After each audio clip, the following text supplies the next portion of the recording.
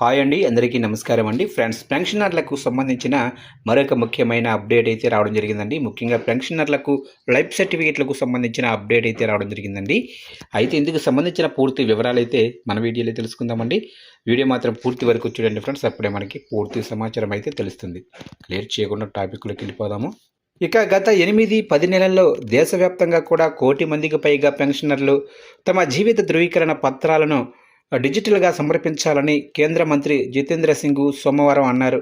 ఇక పౌరులకు ప్రయోజనాలను అందించడానికి కేంద్ర ప్రభుత్వం సాంకేతిక పరిజ్ఞానాన్ని గరిష్టంగా ఉపయోగిస్తుందని ప్రజా ఫిర్యాదులు పెన్షన్ల శాఖ సహాయక మంత్రి సింగ్ అన్నారు. ఇక్కడ జరిగిన పెన్షన్ సంబంధిత కార్యక్రమంలో ఆయన మాట్లాడుతూ, గతంలో మల్టీ ఫారంలు ఎన్ఓసీలతో పెన్షన్ కోసం దరఖాస్తు చేసుకోవటానికి చాలా కష్టమైన పని అని అన్నారు. ఈ రోజుల్లో ఒకే ఫారం అవసరం, ప్రతిదీ ఆన్లైన్లో ఉంది. డిజిటల్ లైఫ్ సర్టిఫికెట్ అటువంటి విప్లవాత్మక చర్య అని ఆయన చెప్పారు. గత 8-10 నెలల్లో 11.1 మిలియన్ల ముఖ గుర్తింపులు నిర్వహించబడ్డాయి.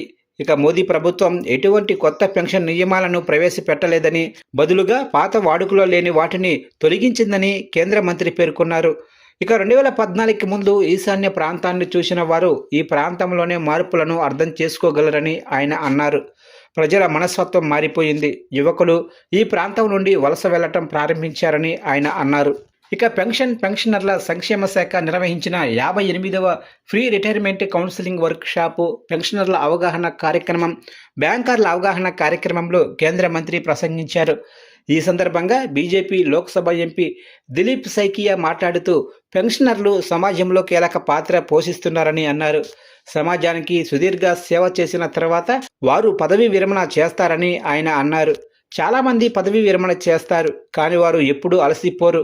వారు ఎల్లప్పుడూ మాతృభూమికి సేవ చేయాలని కోరుకుంటారు.